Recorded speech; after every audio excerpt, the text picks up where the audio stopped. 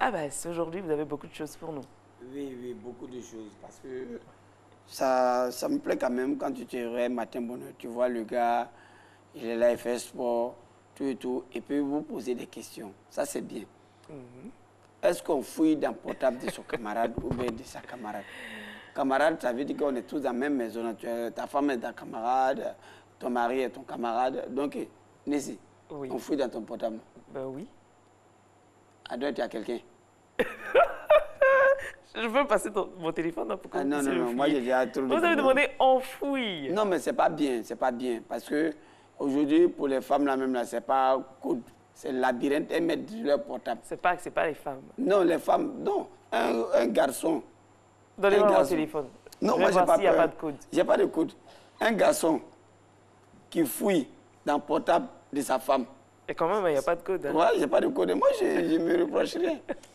Un garçon qui fouille dans le portable de sa femme, c'est pour sauver son couple. Mais une femme qui fouille dans le portable de son mari, c'est pour créer un problème dans le foyer. Ça, on a remarqué. Non, mais... Non, parce que les femmes, elles sont impulsives. Elles ont gros cœur. C'est elles qui voient tout.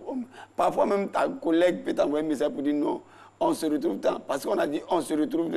Ouais, c'est le nom des femmes. Elle voit sans problème. Mais c'est réciproque, hein, parce que la femme aussi peut recevoir un message de Non, son non, collègue. non, n'est pas science. Ça Si tu peut vois créer qu'un des garçon problèmes. commence à se fâcher sur sa femme dans l'affaire des portables, c'est que la femme même, elle pose des actes pas trop catholiques. Mais c'est la même chose. Non, le garçon, il est toujours correct. Moi, je ne sais pas dans ma vie, un garçon qui n'est pas correct, je n'ai pas encore vu. Vrai, vrai. Tu n'as pas vu le même correct, ça prend 2 E. Ben oui, c'est ça. Ah oui. C'est Donc ça. c'est ça. Franchement, les femmes arrêtez de mettre code. Tout le monde, ça ne vous arrange pas. Il y en a, elle a mis code. Elle devait faire retrait sur son portable. Mais elle-même, elle a oublié son propre code. Tu vois. Code que tu mets contre ton mari, attends, mais ça ne t'arrange pas. C'est pas bien. Et là, ça a été bloqué. Ouais, ouais, c'est pas bon. C'est On pas t'a obligé de contre le prendre le mari, les portable, mettre codes dans aussi. l'eau et puis faire ressortir pour. Tu as vu, c'est pas bon. Non, mais c'est pas spécifiquement à cause des maris. Hein. C'est à cause de qui? Ça permet de verrouiller le téléphone aussi. Non. Les femmes, elles ont tendance à mettre le téléphone dans le sac et quand c'est pas verrouillé, ça peut envoyer des SMS seuls, ça peut lancer des appels seuls. Alors que quand le téléphone est verrouillé, bah, c'est protégé. Mais Plus ou normalement, moins. tout ce qu'on sait, les femmes, là, de leur portable, c'est toujours écrit amour. Quand elles t'aiment. Quand elles t'aiment pas, elle écrit. Oui, facture. Ah, tu as vu, non? Donc, toi-même, tu sais ce que tu écris. Donc, déjà, nous, on sait. Donc, tu n'as pas peur. Tout le monde sait qu'il y aura amour dans le portable. Il y a quel portable où il n'y a pas amour dedans? Même si c'est un nouveau pointeur, elle met amour. Quand le gars commence à doubler, elle met amour. Donc, nous tous, on sait amour, là, ça veut dire quoi? Et pour les hommes, c'est Non, non. organisateur, Ah bon? mécanicien. Hein? C'est comme ça? Non. Nous, les hommes, on met toujours le nom de nos épouses. Madou mécanicien, alors que derrière, Et non, mais c'est que c'est vraiment Madou. c'est Eva. Ah bon? Ben, Ah, non, ça, c'est à vérifier. Sinon, tous les hommes sont ou bien corrects. batterie faible.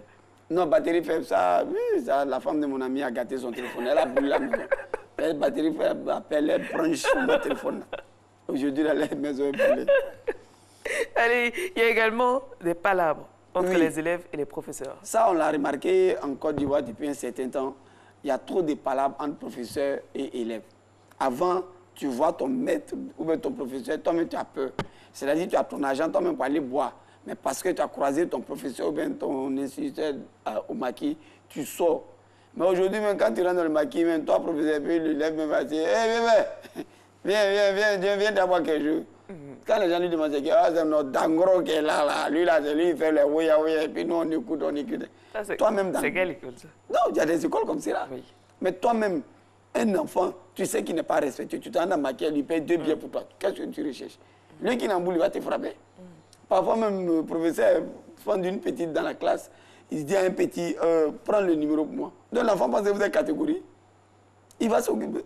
Dans la vie, là, quand tu t'amuses trop avec un enfant, là, lui qui a un problème, là, lui dans sa tête, il doit s'amuser. Bien sûr. Donc c'est ce qui se fait. Aujourd'hui, tout ce que nous demandons aux professeurs, quand tu es professeur, prends ton rôle de professeur. Quand tu es élève, prends ton rôle d'élève. C'est-à-dire, professeur, tu ne te confonds pas aux élèves, parce que ce n'est pas bien. Aujourd'hui, là, tu vois, la croissance fait que l'enfant, même, il a déjà 13 ans, il est déjà en haut là-bas. Donc, il pense qu'il a la même taille, même âge que le professeur. Et les professeurs aussi sont de plus en plus jeunes. Et voilà.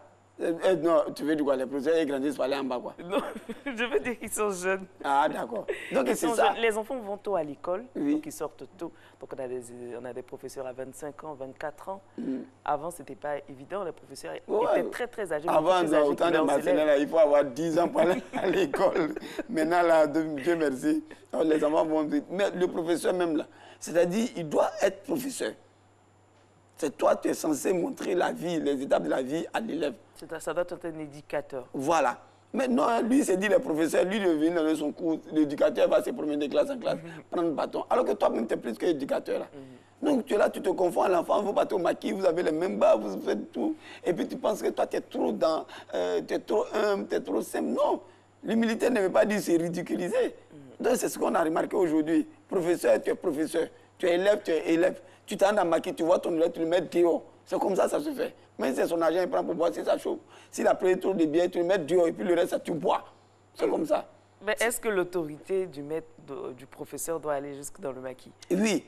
L'autorité, parce que l'élève, là, on est fiers, nous, aujourd'hui, on est fiers de voir nos professeurs, nos maîtres, les saluer, parce que quand même, ils ont mis la pression. Les gars nous chicotaient. Avant, quand tu vois l'instituteur apporter habit tout rouge, ce jour, qui va partir en classe?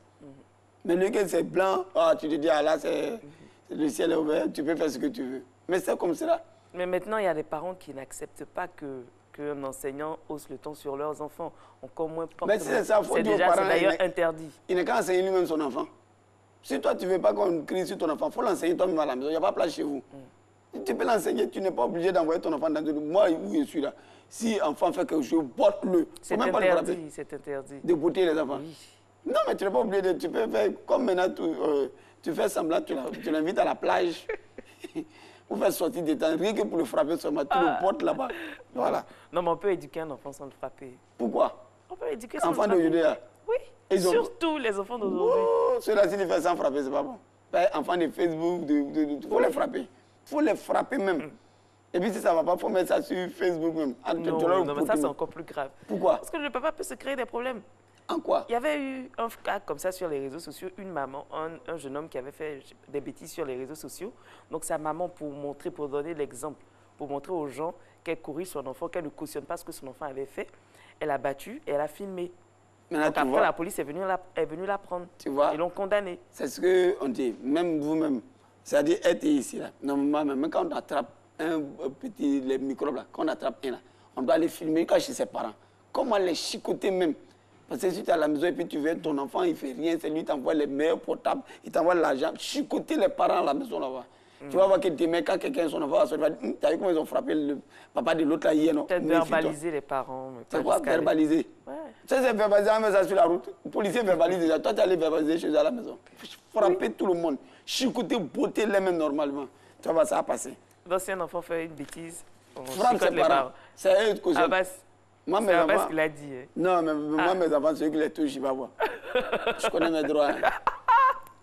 Mais voilà, après l'amour, c'est la guerre chez les femmes. Oui, oui, Pourquoi? oui. C'est passé devant moi.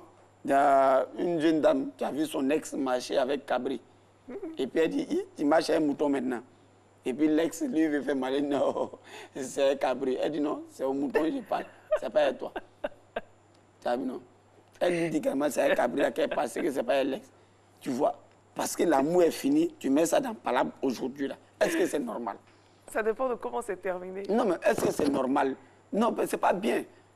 Après l'amour, là, c'est pas la guerre. Aujourd'hui, là, nous-mêmes, quand on se sépare d'une fille, ça nous fait mal. Mais les filles, là, elles pensent qu'il faut faire palabre. Est-ce que les hommes se séparent?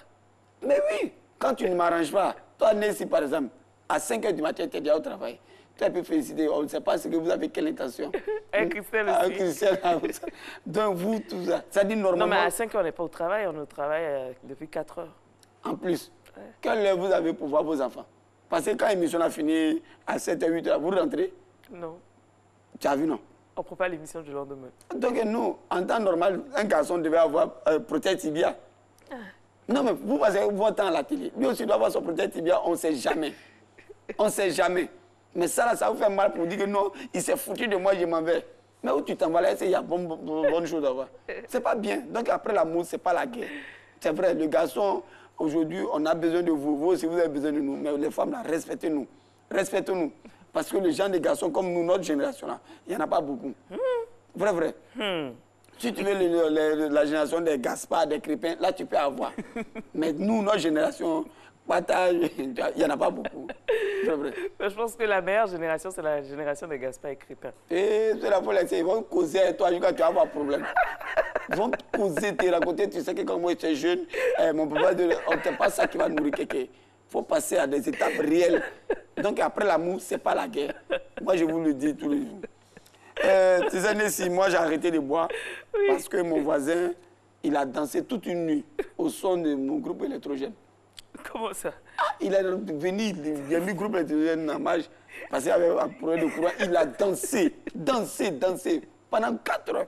Pour arriver à un moment, il était gêné, il a coupé, il vient me demander qui a chanté. Il dit c'est essence, gasoil. Il dit ça sort DJ, ils sont bons. Ils sont bons. Que les gars me chantent bien même que chez Yodé ici, donc ils sont bons. Il dit bon, tu as vu ça. Oh, c'est pas bon. Merci beaucoup, Abbas. Merci. Adam. Oui. Eva, oui. C'est congé de maternité, non? Oui. Et puis, Marceline, ça c'est congé de quoi? Paternité? Oui, c'est ça. Maintenant, toi, ton congé, ça sera congé de quoi? Congé de vacances. Ah, d'accord. Ah bon, on reste à l'écoute.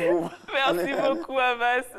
On va tout savoir sur les phénomènes de la météo, les prévisions, le climat. C'est bien sûr l'affaire de la météo. Mais avant, la pub et après, Hamza Diaby pour le JT.